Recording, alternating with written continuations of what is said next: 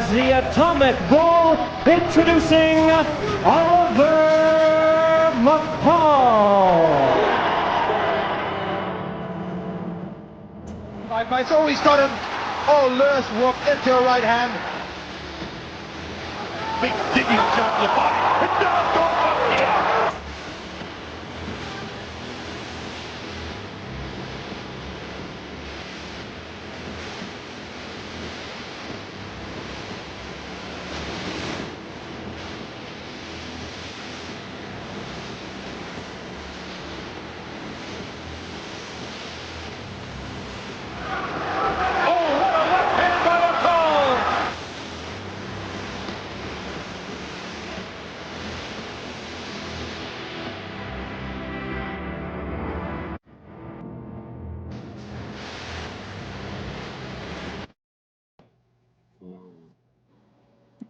We're live with Skywalker Boxing Media, Team Mo Boxing, no problem. We got a special show today. Let me introduce everybody. We got Papi Chun Yayo in the house. How you doing, brother?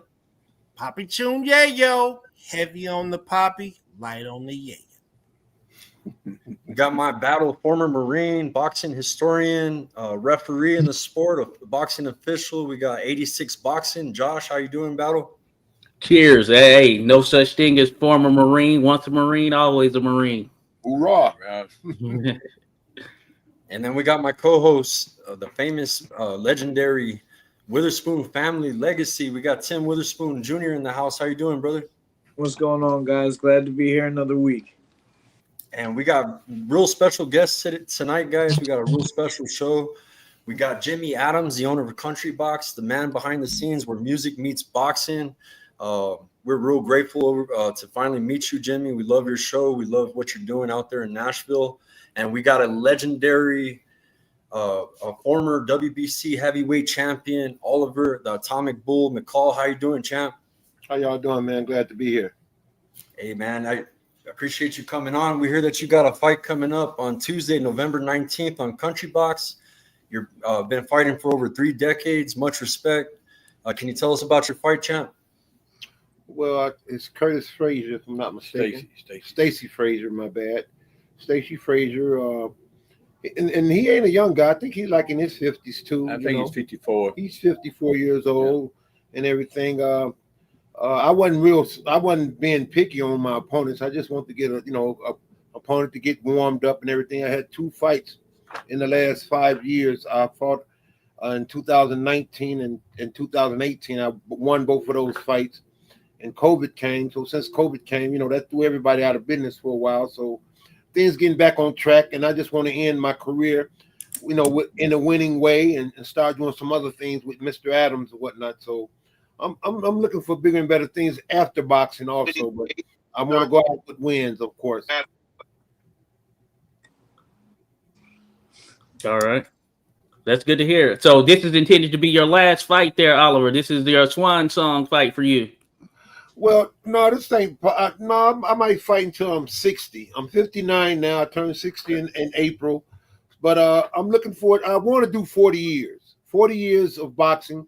November the 2nd will be 40 years of professional boxing, and that hopefully by then, if I don't get knocked out or knocked down, I'll be the only fighter in the history of other sport in any weight division to fight 40 years of professional boxing and never been knocked down, not just in a fight, but not in the ring, period. Not in sparring, not accidentally, none of that. So that's one thing that I really want to do, and I want to go out like that. Never been knocked down, period. Not in sparring, and no one can claim that.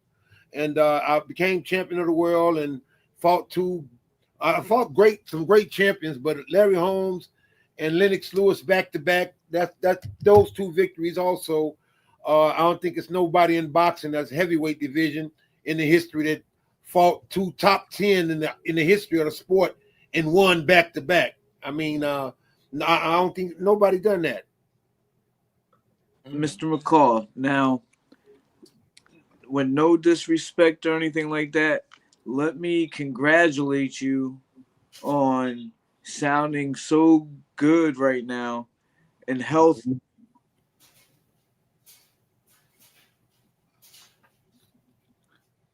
Like Tim froze up right there, but Yeah, he froze up. sounding good and healthy. There you go. Well, thank you. I got that.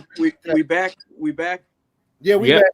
All right, and having such good faculties about you, I have interviewed about 18 former world champions within the last 2 years, and a lot of your former colleagues have pugilistic dementia. They have certain faculty issues. So for me to sit here and see you, I'm so happy to see the health coming out of you. That's what I want to say first, with no disrespect and all respect about that.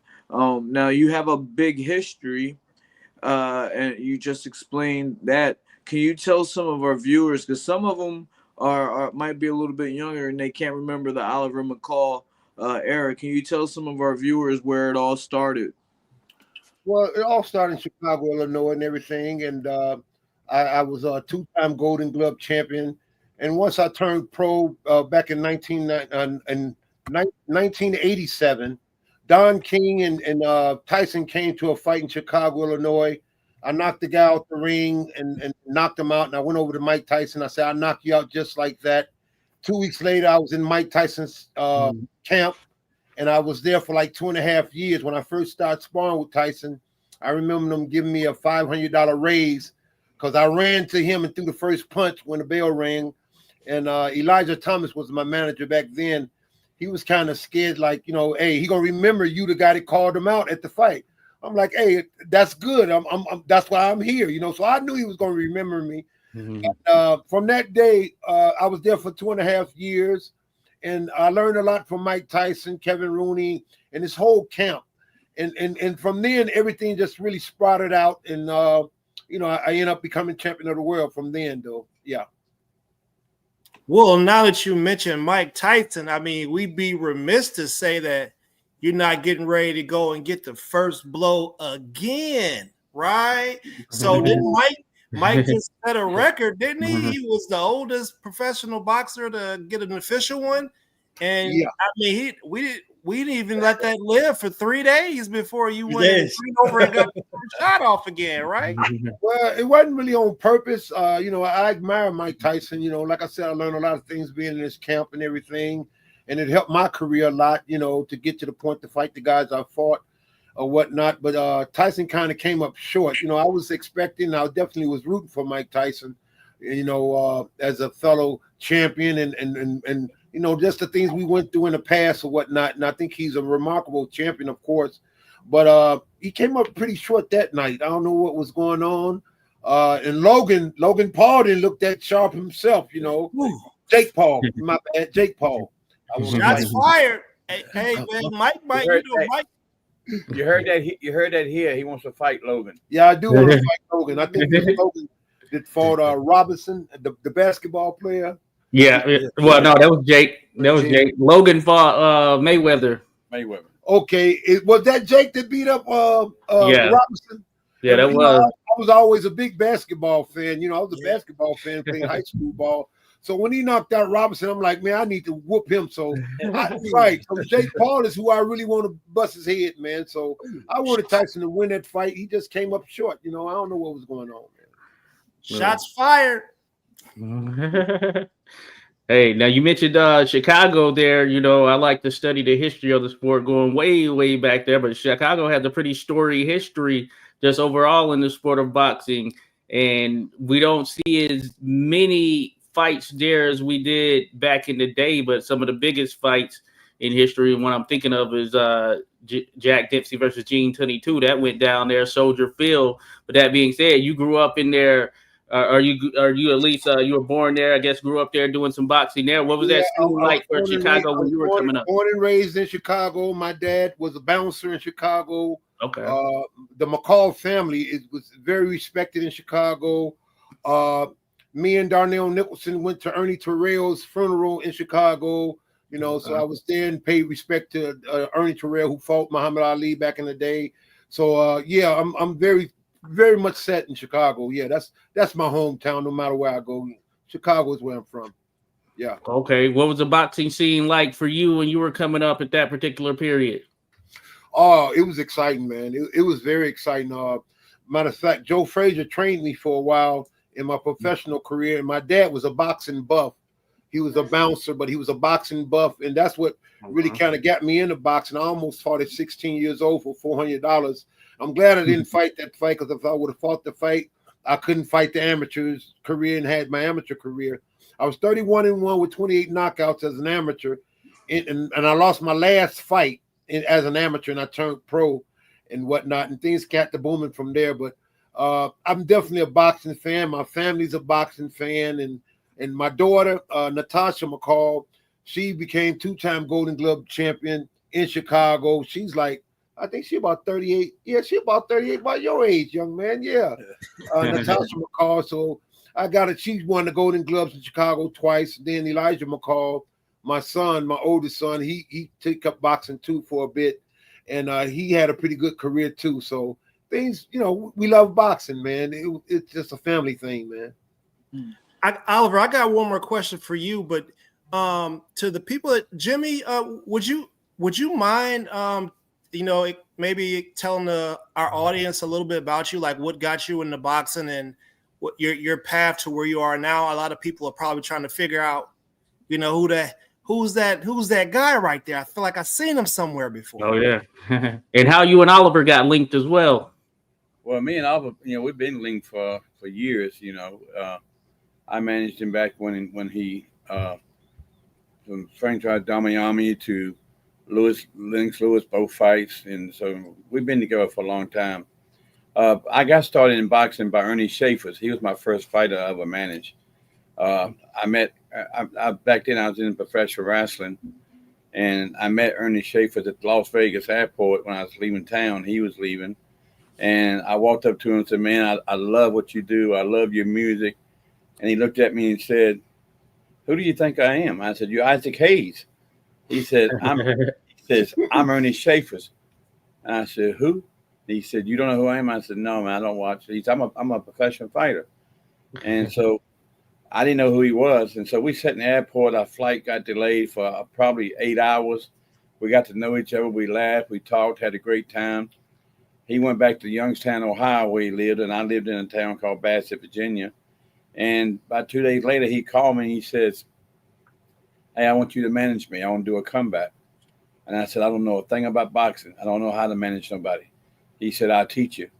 He said, "I'll teach you." And so I started off with Ernie Schaefer's and Don King, I started off pretty good because then with Ernie Schaefer's, Ali, I got to hang around Ali, Joe Frazier, Ken Norton, Archie Moore is still alive, Joe Louis. So I got to hear stories, and that's where I got started. From there, I managed Burt Cooper. I managed James Quick Tillis, Greg Page, Tony Tucker, and done a lot of that with Carl King. Me and Carl King managed together.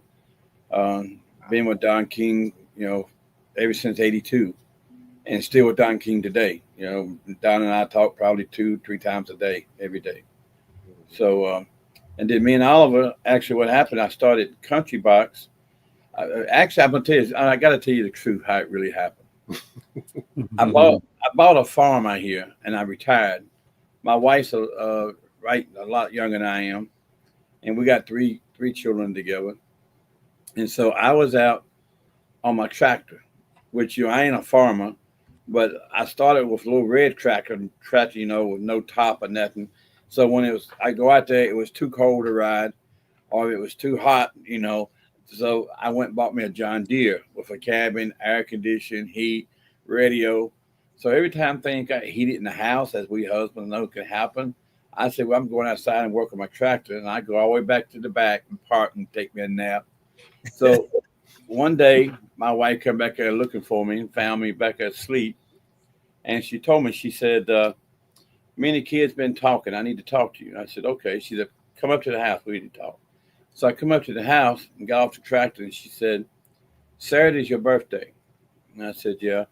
She said, "Well," she said, "Me and kids are talking. We don't know what to give you, and it's a special day because it's your big O." And I said, "My big O?" And she said, "Yes, it's your big O, and we want to do something special."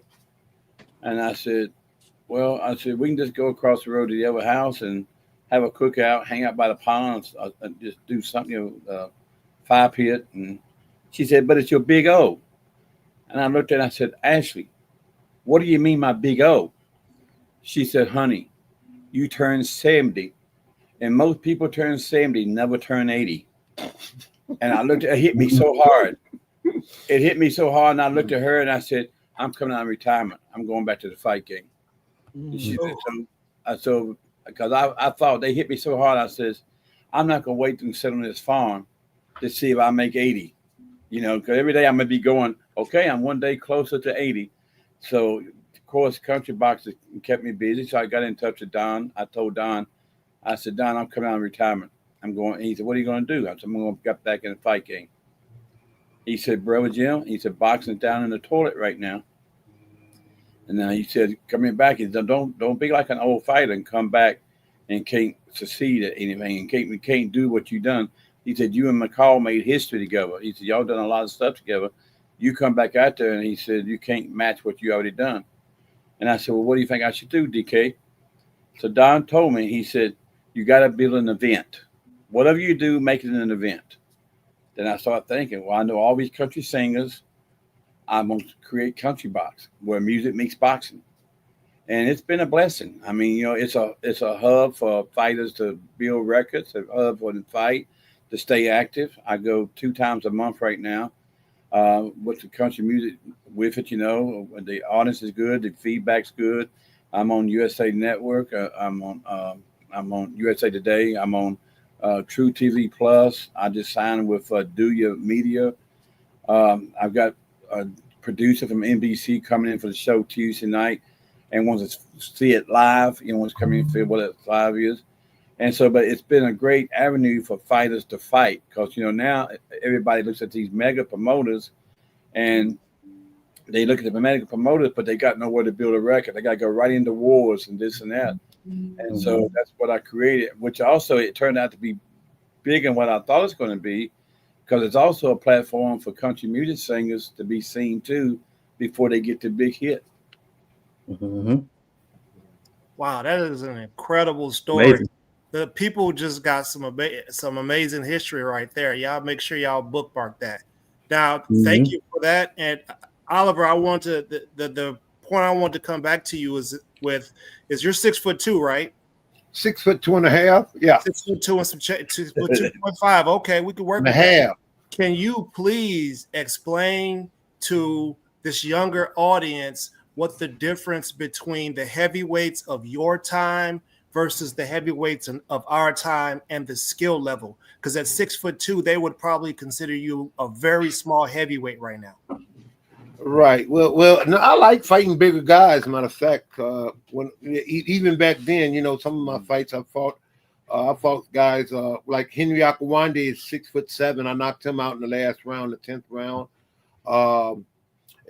So I like fighting big guys, taller than me.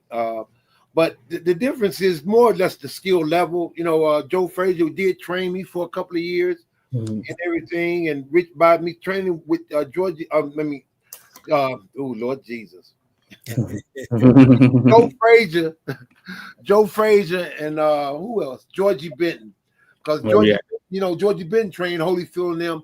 I had a lot of good trainers, you know, but I would say Georgie Benton and Joe Frazier really taught me to fight small and fight closer to the ground. And by me sparring with Mike Tyson so much in my younger career as a young heavyweight, I learned how to use my height to my advantage against taller guys. So I always want to fight the Klitschko's. I definitely want to fight Tyson Fury because Tyson Fury called out my son and wanted to fight my son before he became champion. And then I'm like, why don't he fight me? No, we don't want to fight you. We want to fight your son. And my son never fought amateur fight. You know, he never had an amateur fight. So when he became champion, I always want to, like, you know, I knock out Tyson Fury for nothing. That's one guy I will fight for nothing. And, you know, because he run his mouth and not saying he ain't a good fighter. He put on a good show for his height. But it's guys now use their height and reach. Even Wilder. I like Wilder. Wilder's a hard puncher. But he used height more than anything that was such an advantage to other fighters that was coming in that era. But shorter guys and they can really get under. That Tyson really jumping in there and throwing shots and being first and really taking it to the fighter. That's my type of fight. I like to bang. I'm the atomic bull. I like to come at you. I don't like slipping box and all that type of stuff. I like to really bang, and I can punch and I can take a punch. So it fits my description. I like to fight like a bull. Like I'm coming. You got to knock me out and knock me down. Something that never been done. So and back then also, the fighters was more tenacious. Their fortitude, their mindset, was a little bit more stern than it is now. We soft now. The heavyweights are soft. They kind of soft, really. So I wanted to elaborate on that a little bit, because you come from an era where the heavyweights really had a lot of skill. I think studying your era, they called it the forgotten heavyweights, where you had an era of a lot of competition, where you had your Greg Pages, Tony Tubbs, your Pinklin Thomases, your and all almost underneath the same umbrella as Don King. Do you remember the energy and the climate of the competition back in that day? Of course, and all the guys you're talking about now, I hang out and talk with these guys. We had reunions where 26 former heavyweight champions got together, and we had a ball. I mean, it was at the Hard Rock Casino in Fort Lauderdale, Florida. It was 26 heavyweight champions all in the same ring talking together, and went out and ate and had a nice weekend together, and just it was just so awesome. And some of the guys talked about why other guys didn't fight them, like Pinkerton Thomas raised his hand and asked Larry Holmes why he never gave him a shot. And Larry Holmes, he had to come out with the truth and say, well, it wasn't me. It was my manager. My manager didn't want me to fight you, So it was some things that back then, with all those tough guys fighting and fighting to become champion and to unify the title then, because back then, that was back when they really just had one title. Then after the WBC, the WBA, and the IBO, all those other titles came. But back when it was just one heavyweight title, oh man, I mean, everybody was after it. And mean, now we got a whole a lot of fights, a lot of talent. The adrenaline of it all was so good back then. Can I ask both of you guys? Oh, sorry. I'm sorry, but I have to ask you a very important question. And both of you can answer this. What was your relationship like with Don King? Oh, my relationship was pretty good. My relationship, I liked it, Don King, personally. I mean, I love Don King, my whole family. My kids, as I said, I have a younger wife, so my kids never knew their grandparents. They never had grandparents. And they called Don the grandfather. I mean, they'll call him now, he'll call them. A lot of stories I hear, with fighters and stuff. I was fortunate enough to be around a lot of them. Don King to me and to my family and the fighters that I've had, he's been good to us.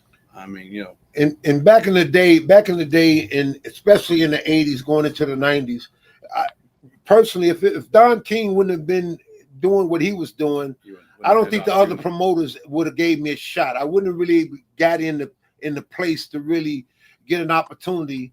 But with Don King, because Don King had so many heavyweights lined up, so he could be part of that heavyweight, had some of that heavyweight title. That once it came down to I think Tony Tucker. Once Tony Tucker lost, I was the only guy left. I was like, well, I'm next, and sure enough, he gave me that opportunity, and I took advantage of it. So I don't think nobody else was really offering me an opportunity to even strive for the title back then. Well, back then, Don was sort of blocked out of the heavyweight. That's why he went to Julio Cesar Chavez and Tito Trinidad.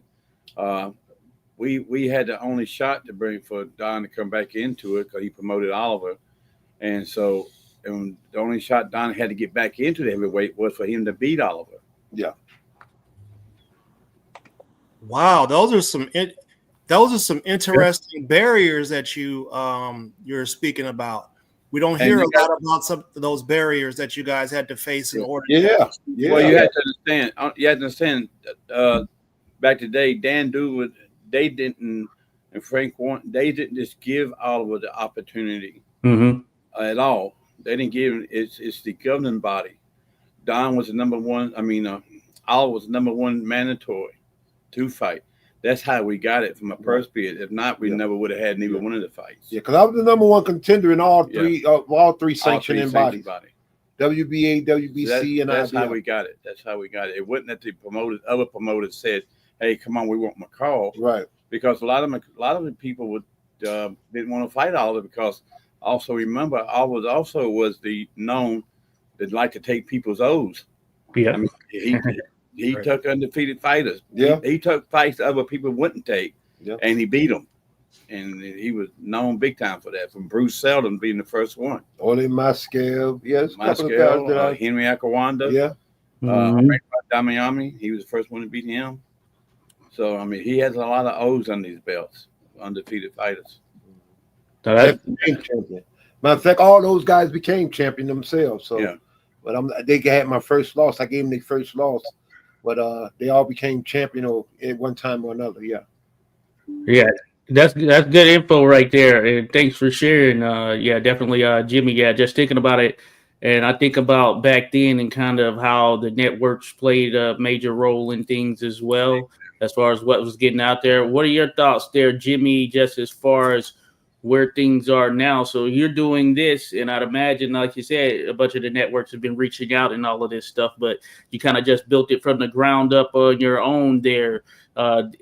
That method or what you're doing now, do you feel this is more or better for the sport than, say, kind of how it was previously? Well, back in the day, man, boxing was good.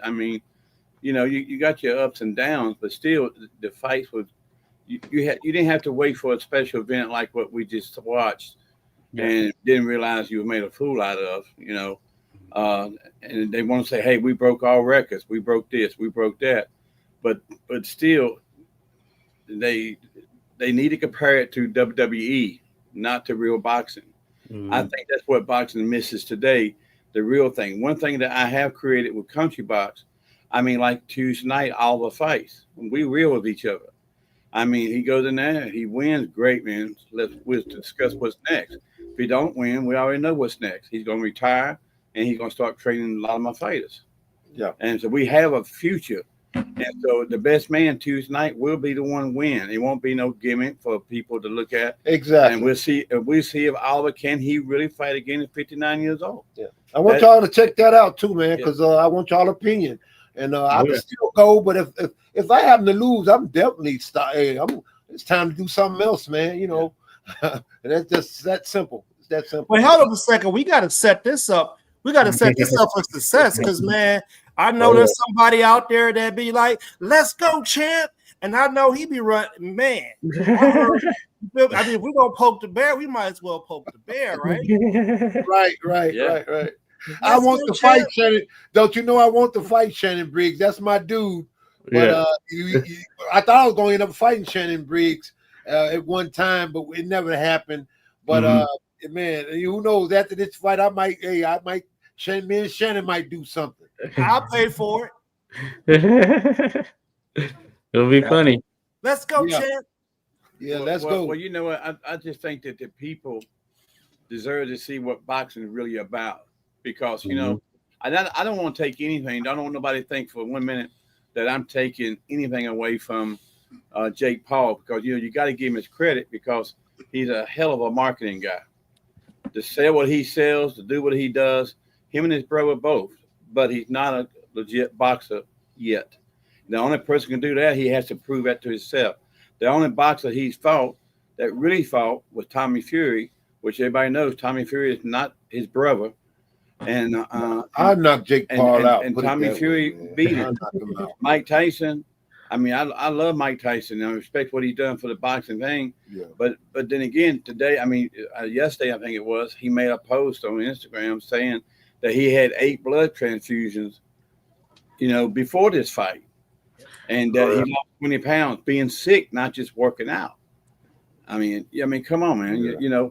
So then I also seen an article a while ago before we come on this that Texas Commission has suspended Tyson and Jake Paul's license because really what it is a con job. It was a con. Build up the big. How can you take a con job? multi-million-dollar con job. So that was a heist. How can you take it and con job that and compare it to Ali and Frazier? Right. Yeah. How can you compare it to Tyson Holyfield? No way. Disrespectful right there. It really is to the sport of boxing. You know what? It's so disrespectful. And everybody's talking, well, okay, Jake Paul, he stopped it and didn't want to hurt him, and then he interviewed and said, well, I didn't want to hurt him. But you know what? In boxing's a hurt game. But the commission and stuff, it's their job to make sure that things are what it's supposed to be. They're what it's supposed to be. You're going to hear so much flack about it, but I don't think it's fair to the people who, like your father, like Oliver, like Ernie Schaefer, people no longer here. I don't think it's fair to their legacy what boxing is today. That's why I started Country Box. The second reason, first reason was my wife. No, that's awesome right there. No, I'm definitely with that. I think that didn't turn out to what they hyped it up to be, though there were some good fights on the undercard right there. But yes, it was. It really was. Those good fights under the umbrella of that main one right there, Yeah, but yes. I do like that some of those other fighters they were getting some attention and getting to showcase their skills and all of that. But I'm with you there for sure in terms of the integrity of the boxing game. And when we saw the competition as it's supposed to be, where you have the best fighting the best there, and I feel like some of that has been lost to a certain degree here over the last few decades. That being said, I think that maybe the networks, some of the money involvement, fighters being comfortable with that, but there was something about that sort of prestige and just the competition in itself. So if that's the case, Jake Paul, I feel, for instance, he should be fighting someone around his age, that would really test him and see where he is in this sport. Exactly, I agree with that. Hey, well, you know what? Let's all. I mean, all of us understand boxing, and that's on this panel. So let's be real. There's a reason Jake Paul's not fighting in Las Vegas. There's a reason he's not fighting in New York. There's a reason he don't fight in California. I mean, let's be real. Yeah. When you fight there, you're gonna fight. Yeah. Right. You're gonna fight in them places. No nonsense there. With no nonsense there. Yeah. And like I say, I can't take that away from his marketability. But he's being smart. I mean, he's making his money, but it's at somebody else's cost, which I don't think is fair. I don't think it's fair to the sport of boxing. Yeah. And like I say, I mean, I've had a lot of upsets at my fights. A lot of people bring their fighters in here and want to get a win, and think they'll get a win. And I mean, I've had people come in here with and they told me I got $1 million in this guy. And, bring them over from the Olympics and stuff like that, and come here. Pro debut and gets knocked out in the first round by somebody from West Virginia. I mean, I don't. From the hollers. From the hollers. We try to warn people about them hollers. Exactly. I've had upsets, but my fights, man, they're what they are. If it comes out, if you win, it's because you won. You earned it. I don't, and I think that's what boxing's got to get back to. And I'm honored to be the one to get it started. I just wish. It's just like say I just got a text from a very important person to let me know, hey, all the big boys are starting to follow you. Now they're adding music to what they do in that itself.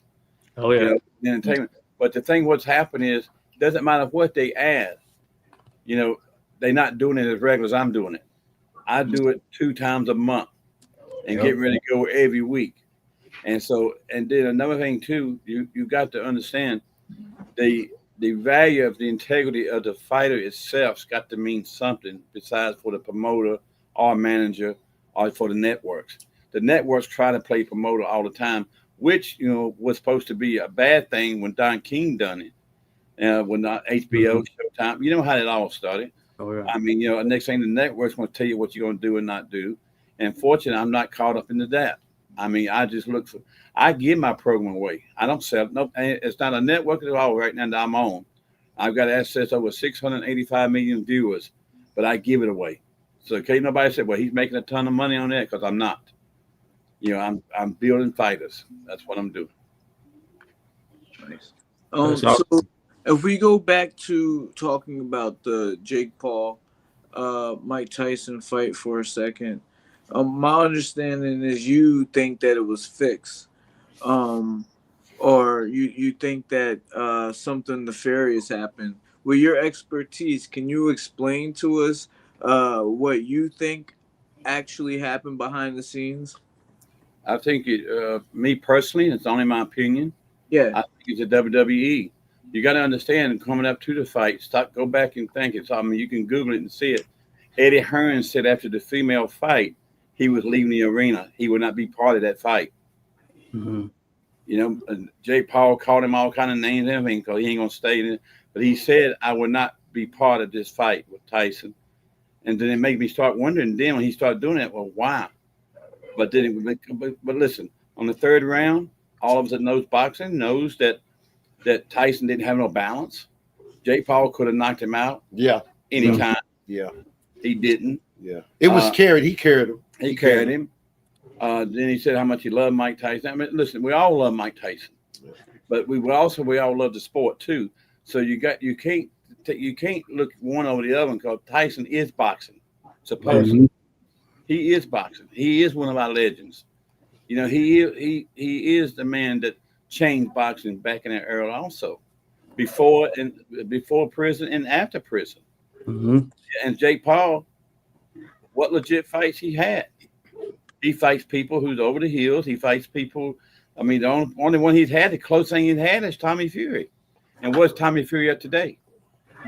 So you don't think that Tyson had anything in him to do anything? You don't think that he was holding back at all? You think that was just it? Yeah, I don't think he had. No, Tyson.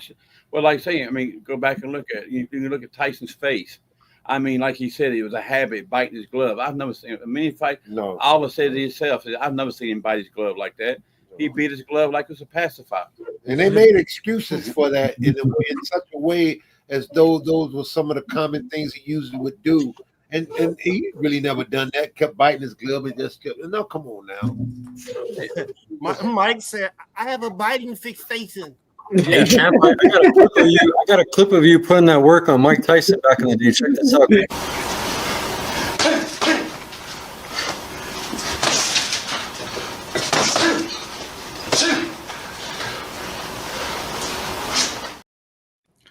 Man, I was in Tokyo, Japan. When I sparred with him in Tokyo, Japan, I remember the cameraman coming to me after that and say, "Oliver, we sure wish you was fighting Tyson instead of." Yeah. So yeah. We gotta clear this one up too. Hold up a second now. Mike Tyson was my idol growing up, man. Yeah, a whole lot of feelings and hearts was broke when he got slapped. Are the rumors true? Was there some concussion? Should somebody have been in the concussion protocol prior to the fight? Was there a concussion? Jake Paul? No, I'm talking about when Mike Tyson took his loss for the first time in history. Yeah, did you rough him up there, Oliver? Was there? No, with Buster Douglas? Yeah. Oh no! I didn't spar with. I sparred. That was the last time I ever sparred with Tyson. Was for the Buster Douglas fight. We was in Vegas, and they actually deducted me $500, and I got upset. And I said, I'm only gonna go 4 rounds like all the other sparring partners, because at that time, that was the 7th title defense that I was there, and I would spar like 6, 8 rounds. Everybody else would only go 4 rounds, and they deducted me. Aaron Snowell and them deducted $500 because I had just lost the decision to Buster Douglas right before Tyson. You know, Buster Douglas fought me right before he knocked out Tyson. So when they was laughing at me one day saying, "Oliver, it could have been you fighting Tyson instead of Buster." I said, "I'll be whooping your ass every day, man. You better not underestimate Buster." Not knowing even to go and get knocked out by Buster Douglas. So I did not take that trip to Japan for that Pacific fight. That's when he first went to Japan. The fight of that clip there you just shown, and that's when Greg Page knocked him down right before he got knocked out by Buster Douglas. Uh-huh. That's the sequence there of that. Mm. Yeah. I knew it. Yeah. Yeah. That's interesting to know right there. Now, yeah, it's thinking about that. Yeah, Oliver, just thinking about it. When your name comes up, people say, "Oh yeah, he's one of the top guys from back then," and all of that stuff. Now you lost to Douglas in that contest beforehand. Now, just thinking about it from your perspective, you being you here with us, letting us know in terms of leading up to say that Douglas fight, were you focused going into that contest? No. See, that was at the time. That was one of the guys that I did. It was two guys I didn't want to fight at that specific point because I only had like 14 fights as a pro. I didn't want to fight Razor Ruddock and Buster Douglas. Those are the only two. And then they end up getting me Buster Douglas, and I was sparring with Mike Tyson for Buster Douglas. That didn't match. I'm sparring a guy 5'10", and I had to spar Tyson every day. And then I got in there to fight Buster Douglas for the real fight. So that whole sequence was done backwards, and it was just done backwards. I should have got my own sparring partner. I should have had my own training camp for that Pacific fight. And I ended up losing it. And then if you see the Buster Douglas fight, that was a close fight. Matter of fact, I staggered Buster Douglas a couple of times in that fight, which that fight was definitely closer than when he fought Tyson because he knocked Tyson right out. Yeah. In that 10th round. But yeah, I shouldn't have fought Buster Douglas not that early in my career. Because Buster Douglas was real good, real slick. I think he beat another guy named Mike something, knocked him down with a jab, big muscle bound guy. So Buster Douglas at that point in my career, I shouldn't have fought Buster Douglas. No, not at that time. No, okay. That wasn't the wise move. Not to be sparring with Mike Tyson for that fight. And go back and look. A lot of Oliver's fights too, that he's got the losses on. A lot of them, if you rewatch the fight, it's contradictory. I mean, on a lot of things. Oh yeah. I mean, they were close fights. The ones he lost were close fights.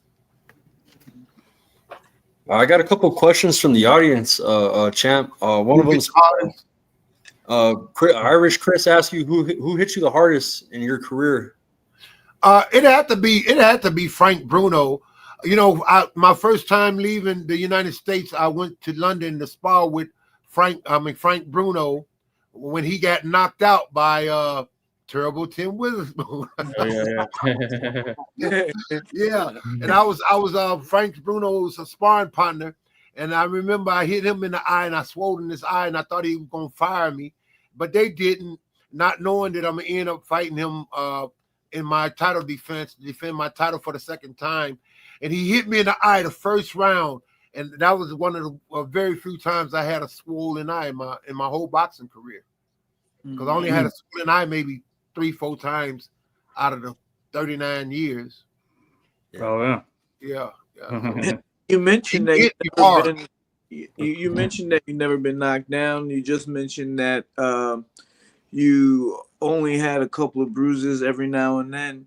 What do you attribute to that? Do you attribute that to a trainer, or where did you get that skill from? Well, something for real. I got it from a whole bunch of trainers. Richie Giacchetti, Willie Rush, Georgie Benton, Greg Page.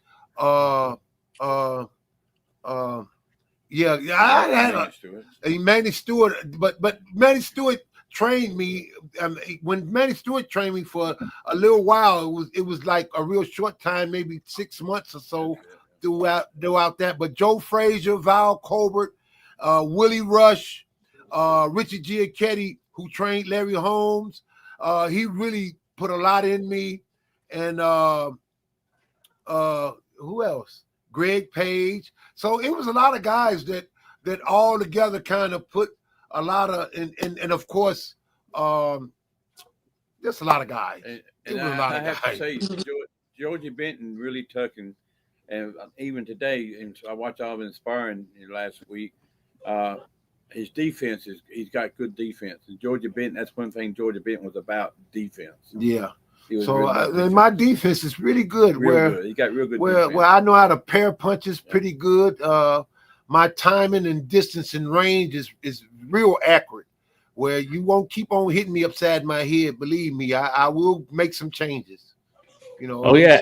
Hey, and speaking of that, there, Oliver mentioned Georgie Benton. Yeah. Historically speaking, just one of the greats for sure. And a lot of people, they see Mayweather and they thinking about the shoulder roll, but Georgie Benton, he was doing that stuff back in the day as well. So can you speak on that defensively? Yes. Georgie Benton definitely. He was one of the ones I really took interest in a lot, along with Richard Giacchetti too, because Richard Giacchetti, he was real clever with blocking with the arms. That's what Larry Holmes got the blocking so good with his arms and shoulders, and the way Larry Holmes fight too. He got a lot of that from Richard Giacchetti. So it was just some top guys that I was blessed to be around, and I learned a lot from. And they with me right today. Like those things, I can remember. I mean, it's like that's what I do. You know, that's what I do. I can box. I can stop you from beating me up. Seems like you got an opportunity to beat up on some guys that you had to spar with to prepare. It seemed like there was some get back going on there. Well, yeah. Well, somebody got to take it. I wanted to hop in on there and ask you who was helping you prepare for this fight. Are you training yourself? Well, I'm kind of training myself, but it's some guys. Steven, this guy named Steven Grant. He's helping me a little bit and everything. And then what's the guy that the guy I spar with? Curtis Harper. He's helping me out a little bit, and he's a journeyman, but he can fight. And I've been helping him out with some fights with his style. Matter of fact, he's fighting on the 3rd of December, coming up 2 weeks later after my fight. So he's going to be in my corner, and he's helping me with. So between Steve and Curtis Harper, you know, I could get the job done. Then I done learned so many things myself that I've learned to train myself a bit. Yeah. Oh yeah, that's a good guy, man. Everybody knows Curtis. Hey, Curtis is an interesting fella. Y'all know Curtis Harper? Oh yeah. Yeah, so he was in the gym with me today. I like Curtis Harper, man. And since I've been training Curtis, because I've been training Curtis on some stuff, and I really like Curtis, man. I like working with Curtis, man. He's a cool dude too. That explains a lot, because I feel like he ran across the ring and got it done early. He knows Curtis ran across the ring and got it done early. And also every time Olive's in the gym, like you say, we got these fighters, we got these Cuban fighters, and man, every one of the Cuban fighters has done glued to Oliver. And even though some of them can't speak, they trying to. I mean, they all just embrace him, man, and try to do everything they can do. I mean, it's really a good atmosphere for what we got created here. You come in, everybody helps everybody. Yeah, which is really good. A great table, man. You got good fighters. You know, we can always expect to see them on each card every time you do a show. Thank you. And we gotta know your fighters pretty well, huh? Yeah. Oh, Skywalker, man. I think I just figured they're building cyborgs down there. You got these fighters who don't know how to use their delivery systems to sit down and hurt bigger punchers, and they're getting trained by one of the best to ever do it. Yeah. See what you're doing down there, Jimmy. I was wondering what was happening with them. You know what? We got this heavyweight, Fernandez Cruz. Yeah. You know, he's going to be a champ someday, but Oliver talks to him and helps him to set down on his punches. I mean, he's big and all, but the one thing he lacks, he's got power. He just rather stay up on his feet and box more. But Oliver's teaching it. I mean, Oliver's helped everybody some down there. I mean, like I say, and then these Cubans, you're going to be very surprised on the next fights and all of them coming out. You know, even Isaac Cambella. Yeah, they learning. They undefeated fighters too. So yeah, but it's some basic certain things that they need to add to their repertoire to be a better fighter. You know what I'm saying? And Oliver picks it out to him. And like I say, that's what Oliver's. Boxing is not his main thing. Is also getting ready to train fighters and be part of making some of these new fighters world champions. Yeah. He's been Hey, there. Oliver, tell them to stop watching their work. They watch their work a little too much. And you know what? You so right. They do. They bang, bang, bang, and just sit there. No, you got to move and slip and catch Oh, yeah. and punch again. There's some things that go with that you have to do after you do your offense. You know what I'm saying? Whether it's slip, roll, catch, or just move out of the distance, move out of range. So the setups they use are beautiful, but sometimes they just sit there and be like, "Yeah, no, you got more work to do." They take punches. Yeah. You right. You sure right. Yeah, you got more work to do. Yeah. Hey, but that's priceless to have someone like yourself there, Oliver. And I just think about historically speaking, how that knowledge is passed down from the greats of the sport, and not everyone gets that connection. So for you to be sharing that knowledge right there, that's big time. We have someone, Tim Jr. here on the show. His dad passed down some knowledge and all that good stuff. So Tim puts out some videos on YouTube and all that stuff. So I'll be peeping them out and learning a little thing to myself there. So getting some of that knowledge, that's priceless right there. Yeah. Me and his dad, we talked a lot. Back in the day, we used to spar a lot, me and Terrible Tim. And we used to talk and just talk boxing, just talk boxing. Well, you remember we used to train Tim some down there. I know. We had the same trainer, Whit Larry. We had the same trainer, me and Tim. Yep. I had the pleasure of being in the camp with Whit as well. Oh, really? You know Whit Larry? Oh, yeah, for sure. Yeah, that was my dude, man. He trained for some years. He used to come up to the Poconos when my dad would have camp up there. Exactly. Yep. Poconos Mountain. Yep. Yep. Those are the days, man. Those are the days. So, you have this passion right now, to get back in the ring and prove. I think, Mike said, he was proving it to himself. I feel like I got that same energy from you. Was there ever a time where you said you don't want to do boxing anymore? Boxing is not for you. Or have you this whole time been involved in the sport? Well, yeah, there was a couple of times now. Yeah. Definitely what happened on February 7th of 1997. I definitely was ready to hang up the gloves. Yeah. It was some things that I was going through that I was ready to give up the gloves. Just enough was enough, but you know what? I love the sport so much though, man. And that's what I do. And it's like my kids, my grandkids now, they like push me. I'm like, I can still do it and I can do it well, so when I get to the point where I say, well, I know I can't do it well, or it's time to stop, or it is affect my health or something like that, I'm definitely gonna let it go. So that's a no-brainer there, and I'm looking forward to, just giving it to some other people, giving some of the things I've learned, and passing that along, to other people that they could use that to become the best they could be in the sport of boxing. Yeah, that's awesome. Yeah.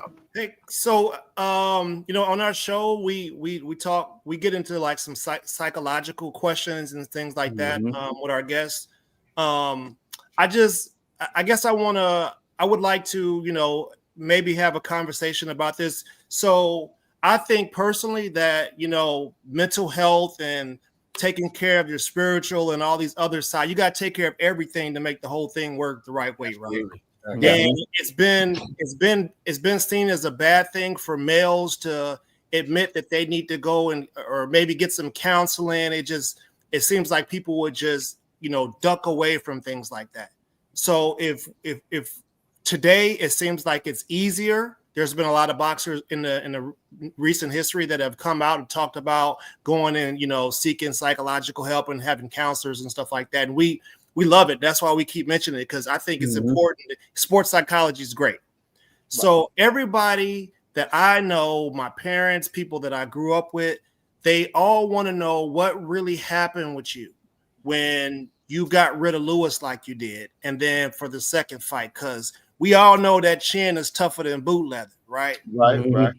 Could you maybe elaborate on what was going on at the time in your life, or if it was just whatever it was that could maybe help the new. It was really kind of more or less the preparation that I was going through by me getting in the trouble that I was getting into, and I had a judge that told me I could do A, B, and C. I had to lift weights. They put some things on me that I didn't normally do even in training, and they made me lethargic. And I said, I can't do it. I can't do this. And they said, if you don't do it, we're gonna put you in jail. And it was one of those things, and it was more of a mental challenge with me, as far as me saying, well, this is how I normally prepare for fights. And then they said, no, if your parents, if anybody come to the fight, you're going to jail. It was some stipulations that was there. I felt that was too harsh, that was cruel and unusual punishment. And I didn't find out how deep that was until 2020, to when everybody started telling on each other about how foolish. I mean, it really kind of, I'm like, oh, that was happening. It wasn't really me. This was happening way back then. Mhm. So, it was some things that was put on me that was really just unfair. I mean, for any fighter that's putting their life on the line. And I definitely had to fight the fight anyway, to pay some taxes, because that was another thing that was on me. I want to pay my taxes. So I said, well, I'm going to fight the fight so I can pay my taxes off. But doing that under the stipulations and the rules that they was putting on me, it was just a little bit too much. It really was. And then I had close family members that wanted me to lose. I mean, really, even up to this day, I had close individuals that wanted me to lose and lose bad. And so I had to go through that. I had to get over it and still deal with the drug addictions and all of that I was dealing with that time. It was just an overload of some things that, I was like, wait up, I ain't gonna. And I went to see a psychiatrist. His name was Dr. Burley. And I told Dr. Burley, I said, Dr. Burley, I say, if it's me, if I'm crazy, if I need to take something, let me take it. I take it. And then I told him what was going on. And then he looked at me. I said, all right, what's my diagnosis? Am I crazy? Do I need to take some medicine? He said, no, Oliver. He said, but what if they keep on doing what they're doing? What you going to do? I said, well, Dr. Burley, if they keep doing what they're doing, I said, it's going to come a time in that fight where I'm going to stop fighting. I ain't going to get knocked out. Mhm. Dr. Burley looked at me and said, how you going to do that? I said, I don't know. I said, but I ain't going to get knocked out. And a time in that fight came in the third round. In the third round, he hit me. I went up against the ropes. I looked out right over his shoulder and saw his mama rooting for him. And then if my mama would have came there, I was going to prison. Mhm. That's what popped me right there. When I looked at his mama rooting for him to knock me out. Now I was like, Mama, now if my mama would have been here, I'm going to prison, win or lose. And that kind of really hit me hard. And I went into a zone. But my thing was not to get knocked out. I was like, he ain't gonna knock me out though. And that was and that kind of stuck in my mind. I almost clicked out of it in the fourth round, because that was the third round. They didn't stop the fight until the fifth round. Mhm. And as a matter of fact, the ref was a real judge. The ref that was refereeing that fight was a real judge on the court. Mills Lane. Mills, yeah. A real judge. So and come to find out, they end up asking Mills Lane what was the most bizarre fight he ever refereed. And I think he said my fight. He said something about what happened in my fight that was just kind of real peculiar. But it was a lot of stipulations. And if I had to do it over, if I really had to do it over again, I think I would have just went ahead and fought, knock me out, or I'm gonna knock you out. Because looking at what it actually caused and all the chaos it caused over the years, I think I would have went ahead and just said, man, I'd rather got knocked out than to be here sitting right now, 39 years later, after I boxed professional, never being knocked down or knocked out. I would rather, even now, fought that fight and got knocked out and best man win, than to be here now tomorrow. I've never been knocked down or knocked out. I think I would have done it different, but that's it's too late. Can't change that now. So Yeah, but one thing I will say, as he said, there was a lot of drug addiction going on too. Yeah. And one thing I want to say on his behalf and honor him, he's 10 years clean.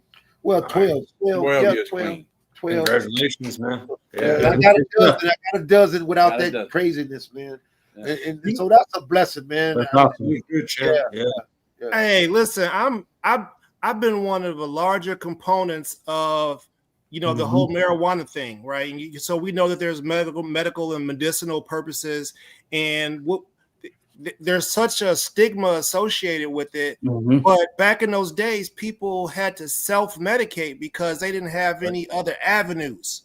Right. You don't know it now. I mean, they know it now, but they maybe didn't know it then. But self-medication, alcohol, drugs, maybe it was robbing people or just doing stupid stuff, and that was the self-medication for people. And that's why we got to normalize talking about mental health and sports psychology and things like that, because there is that aspect of the sport, and we got to make sure we give everybody their flowers while they're around, so they don't have to ever wonder if they did enough. Well, you are right there with me. I'm a religious guy. I before I came here, I looked at a couple of TD Jakes. Although they talk crazy about TD. but you know what? Real talk though. We all know he's a friend of Puff Daddy. Yeah. All jokes aside, he's a true man of God. From my experience and from what he preaches and everything, and it's just that I stay in the Word. I stay in the Word of God. I meditate on the Word of God. I pray and things of that nature, and that's what keep me from smoking that garbage.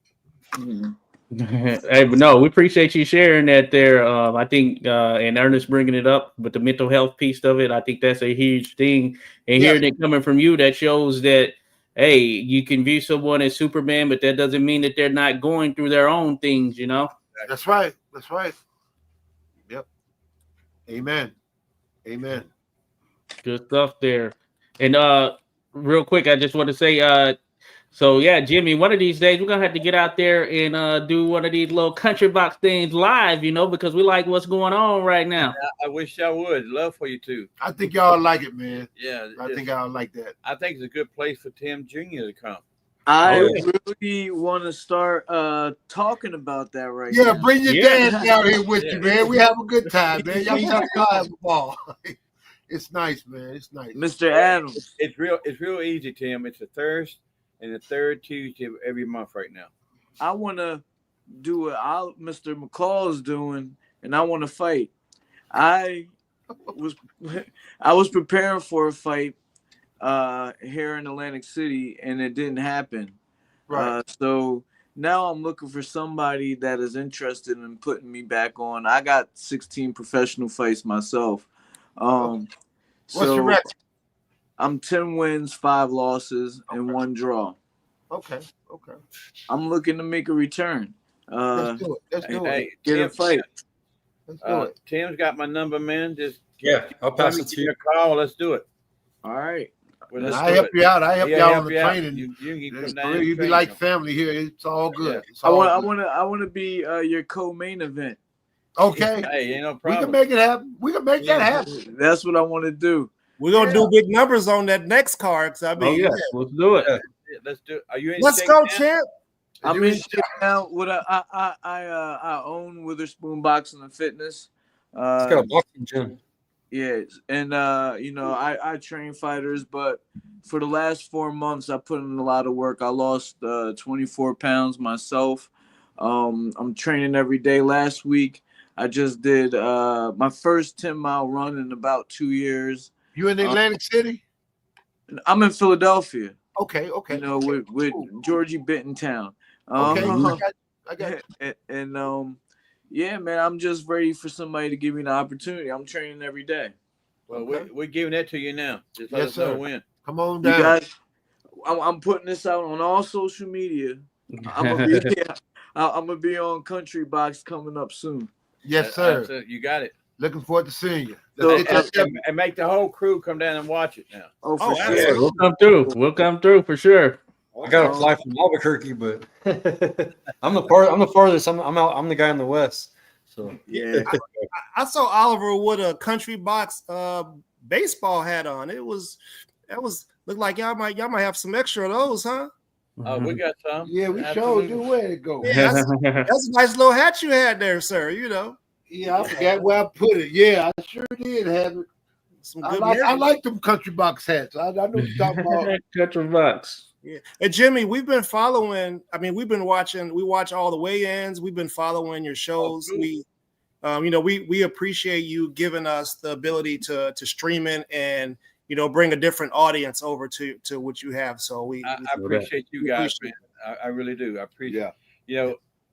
I just want to try to give boxers and bring back some of what yesterday used to be like, and like I say, and so I know you're gonna be watching the weigh-in tomorrow, correct? 4:00 tomorrow. yeah, See the champ weigh-in tomorrow. yeah, Yeah. we're gonna be tuned in. Yeah, come on, check it out. We're gonna have to get you some big burly bouncers to separate some of those rowdy individuals. Yeah, there's something else down in country box. They have a good time. We got some wild weigh-ins, Jimmy. Yeah, we have fun. We have fun. Yep. So, guys, before I cut out, I just want to say, Mr. McCall, I really appreciate, that knowledge that you dropped on us today. You too, Mr. Adams. Thank you. Very much. We have a lot of shows up here. Sometimes our shows get a little bit out of control. Sometimes our shows, we get a lot of information, a lot of education, and getting it from the people that came before us in the game, a generation before, is something that you can't pay for. So I appreciate that. I also really do hope we can do business together and get that done.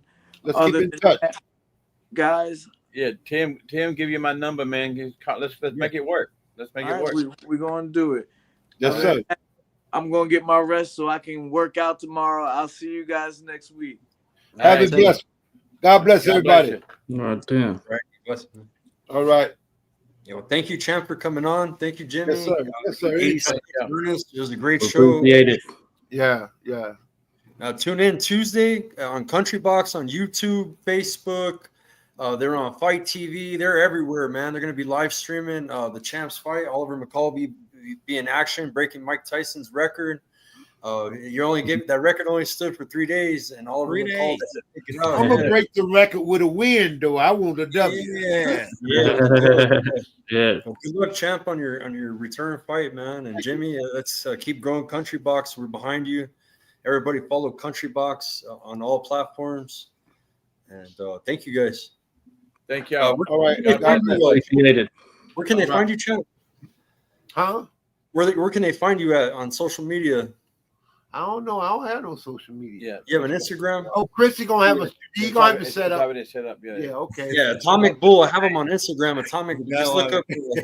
Type in his name and Atomic Bull. Man. Yeah, we're gonna get it hooked up. And shout out to Christy Barton. Yeah, getting us these 50-50 matchups. That's what we like to see right there. Yes, Hey, sir. listen, if you're an OG boxer and you want some of that action, make sure you get that TikTok cracking, and we'll help you promote it, baby. TikTok. Yes, sir. All right, y'all. All right. All right. Good Thank night, you y'all. all. Appreciate everybody.